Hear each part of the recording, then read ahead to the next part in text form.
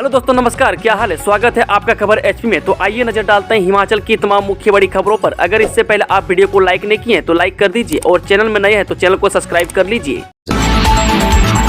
शिमला पहुंची प्रियंका गांधी, आज मुख्यमंत्री के साथ जाएंगी धर्मशाला।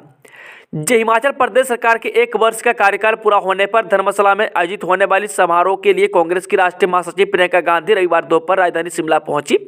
वह चंडीगढ़ से सड़क मार्ग होते हुए प्रियंका गांधी शिमला सटे छराबड़ा स्थित अपने निजी आवास में पहुंची। वह सोमवार सुबह मुख्यमंत्री सुखविंदर सिंह सुक्खू के साथ प्रियंका गांधी हेलीकॉप्टर में शिमला से धर्मशाला जाएंगी। वह शाम को उनके वापस शिमला ही आने की संभावना है। बता दें कि प्रियंका के शिमला पहुंचते ही छराबड़ा में उनके आवास के आसपास पुलिस सुरक्षा बढ़ा दी गई है। हरोली पर खुला सौगातों का पिटारा, 5 करोड़ के ऑडिटोरियम का लोकार्पण। जी हां, डिप्टी सीएम मुकेश अग्निहोत्री ने रविवार को हरोली पर सौगातों का पिटारा खोल दिया। अपने गृह विधानसभा क्षेत्र में उन्होंने एक के बाद एक 10 परियोजनाओं का लोकार्पण और शिलान्यास किया। वह डिप्टी सीएम ने 5 करोड़ की लागत से तैयार ऑडिटोरियम का लोकार्पण किया और सोमभद्रा नदी के समीप बनने वाले ड्राइविंग टेस्ट ट्रैक और ट्रैफिक पार्किंग की आधारशिला भी रखी। इसके साथ ही उन्होंने कहा कि हरोली विधानसभा में क्षेत्र में आने वाली पीढ़ियों के लिए आधारभूत ढांचे को मजबूत किया जा रहा है। वह डिप्टी सीएम ने कहा कि ऑडिटोरियम की कल्पना पूर्ववर्ती वीरभद्र सरकार के समय की गई थी। वह अब इसे पूरा करके जनता को समर्पित किया गया है। वह ऑडिटोरियम को चंडीगढ़ की तर्ज पर तैयार किया गया है। वह आने वाले समय में यहाँ के बच्चों की भी इस बड़े संस्थान में न केवल सीखने बल्कि परफॉर्म करने का मौका मिलेगा। हिमाचल में 8 लाख में बिकी वीआईपी नंबर HP63F0001 सिरमौर के LD शर्मा ने खरीदा।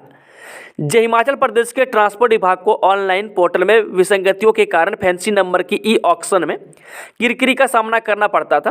वह ऑनलाइन प्रक्रिया में बोलीदाता अपनी बोली को करोड़ों तक ले जाते थे, लेकिन असल में वो मजाक कर रहे होते हैं।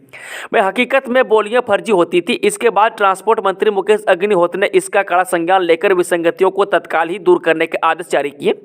वह परिणाम यह हुआ कि फैंसी नंबर की ऑक्शन सही तरीके से होने लगी है। नशा मुक्ति केंद्र की खिड़कियों के शीशे तोड़ भागी 14 युवतियां पुलिस ने साथ लगते जंगल से पकड़ा। परवाणु क्षेत्र का एक और नशा निवारण केंद्र सवालों के घेरे में आ गया है। वह केंद्र में उपचाराधीन 14 युवतियां शनिवार देर रात खिड़कियों के शीशे तोड़कर भाग गई। हालांकि कुछ देर बाद स्थानीय लोगों और सहायता से युवतियों को रेस्क्यू कर लिया गया। वह पुलिस मामले की जांच कर रही है। जानकारी के अनुसार बता दें कि परवाणु में चलाए जा रहे नशा निवारण केंद्र में 17 युवतियां उपचाराधीन है। वह शनिवार देर रात अधिकतर युवतियां केंद्र की खिड़कियों के शीशे तोड़कर भाग गई।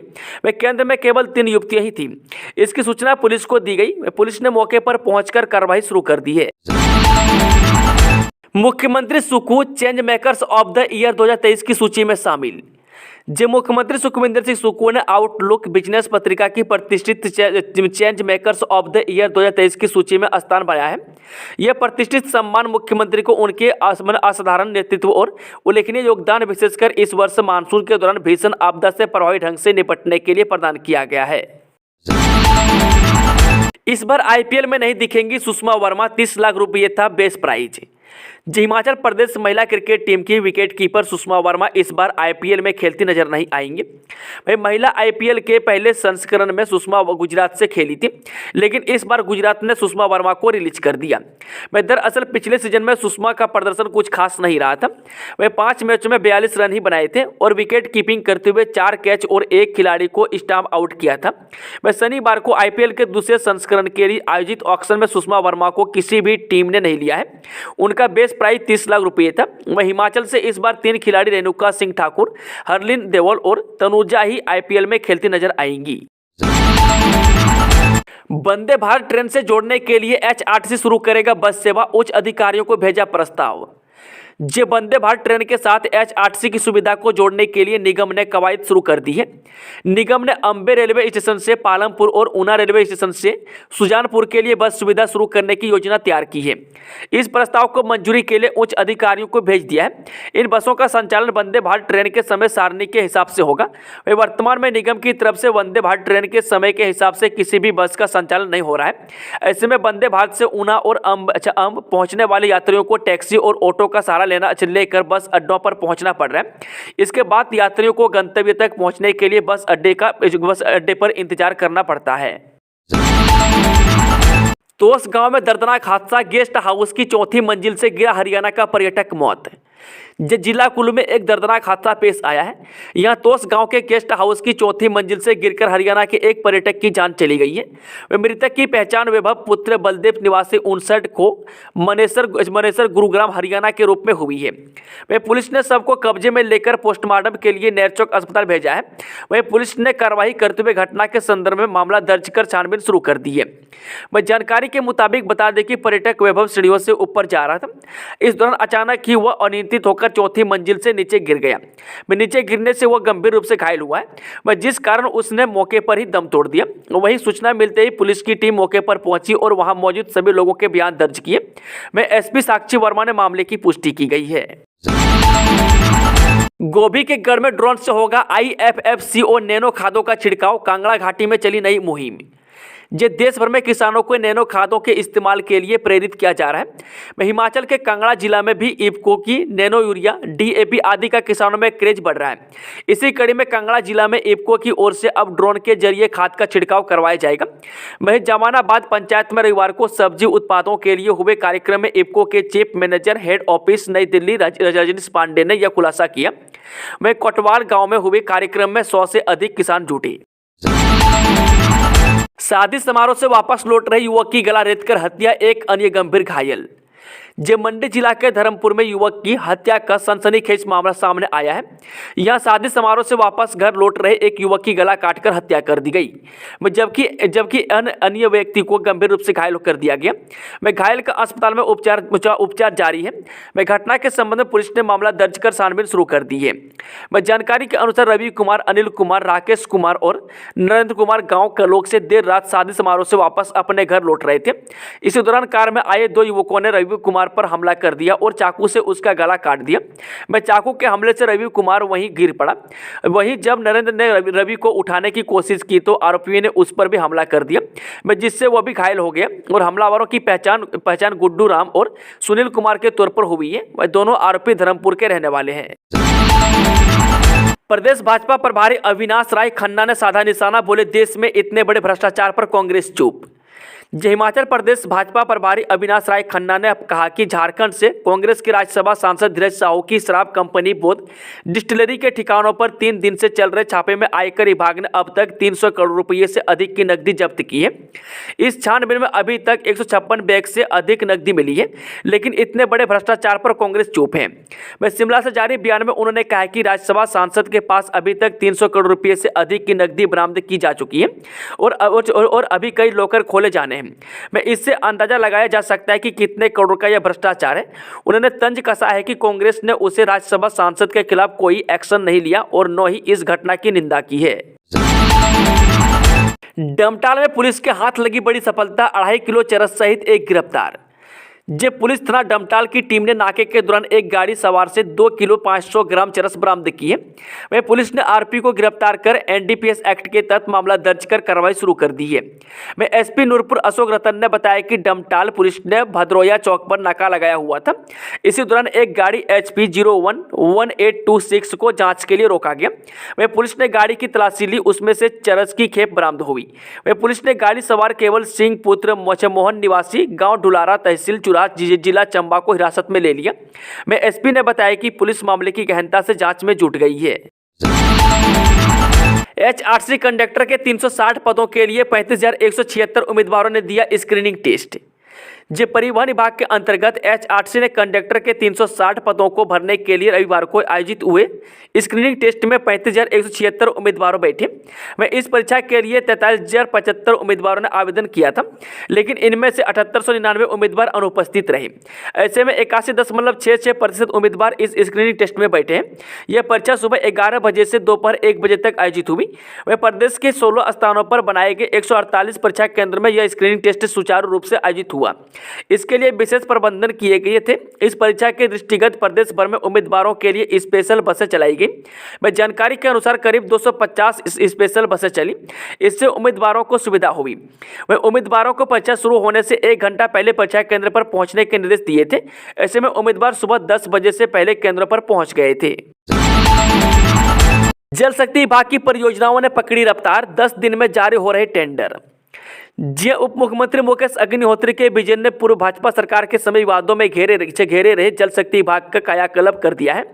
वह सुक्खू सरकार के 1 साल के कार्यकाल को आंके तो विभाग के कार्यों में पारदर्शिता व गुणवत्ता के साथ परियोजनाओं के समयबद्ध पूरा होने का मार्ग प्रशस्त हुआ है। वह विभाग ने विकास कार्यों को रफ्तार देने के लिए टेंडर प्रणाली में सुधार करते हुए टेंडर बुलाने का समय घटाकर 10 दिन किया गया है। वह कार्य आवंटन की अधिकतम समय सीमा 51 दिन से घटाकर 30 दिन की गई है। वह विभाग ने विभिन्न स्तरों पर अधिकारियों की वित्तीय शक्तियों में बढ़ोतरी की है। वह अधिशासी अभियंता के स्तर पर 1.25 करोड़, अधीक्षण अभियंताओं के स्तर पर 6 करोड़, मुख्य अभियंता के स्तर पर 50 करोड़ रुपए तक के कार्यों का निर्धारित अवधि में आवंटन हो रहा है।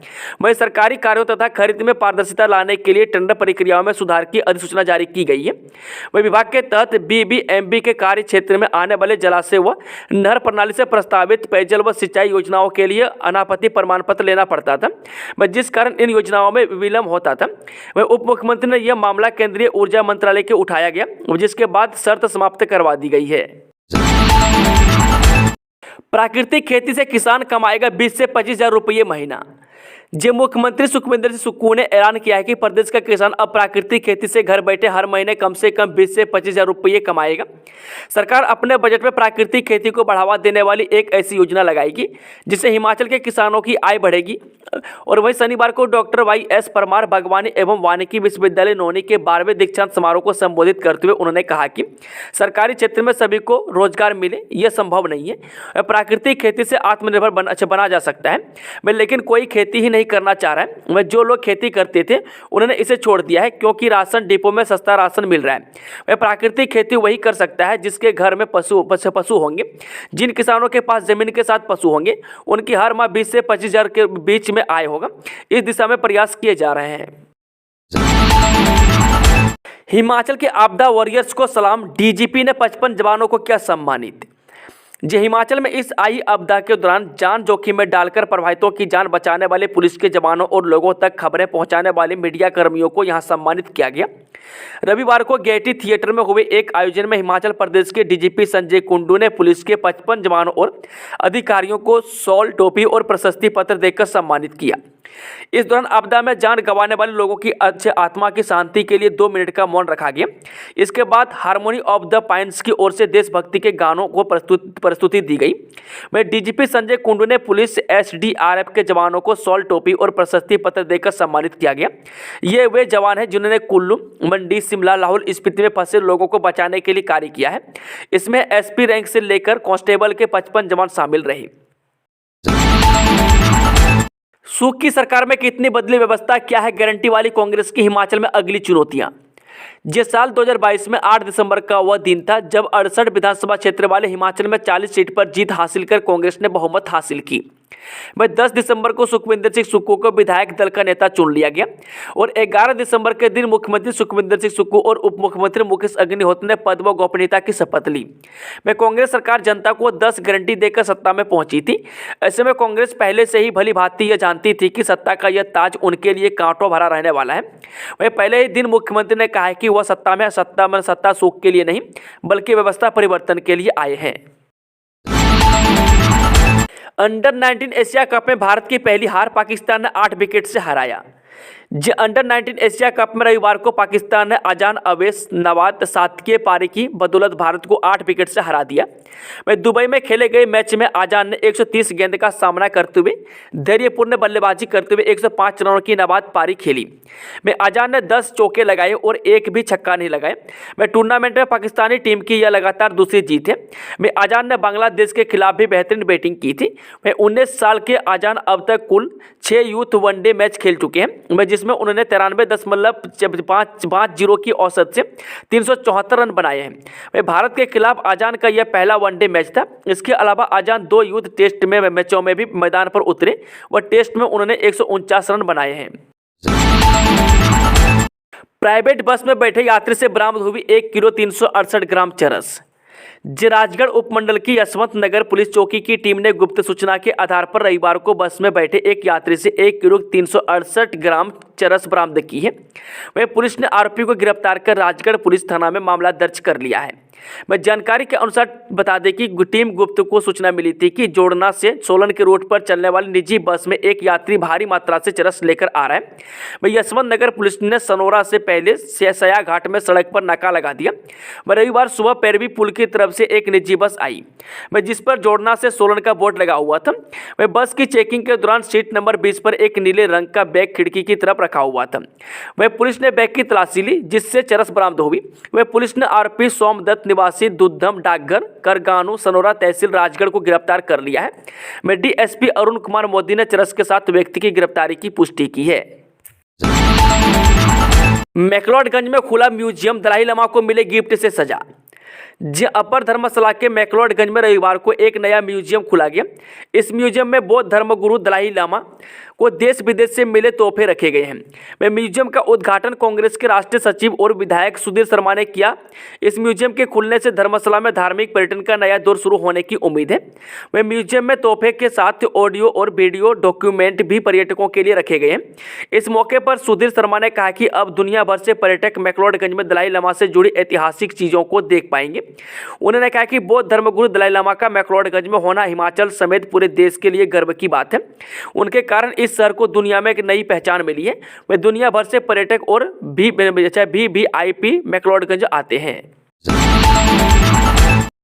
मंदिरों को शिवरात्रि से पहले मिले आधा बीघा जमीन, करदारों से की मांग। हिमाचल प्रदेश में सरकारी जमीन पर बने देवी देवताओं के मंदिरों के लिए आधा बीघा जमीन देने के सरकारी ऐलान की एसओपी जारी हो गई है। वह मंदिरों को जमीन पाने के लिए आवेदन करना होगा।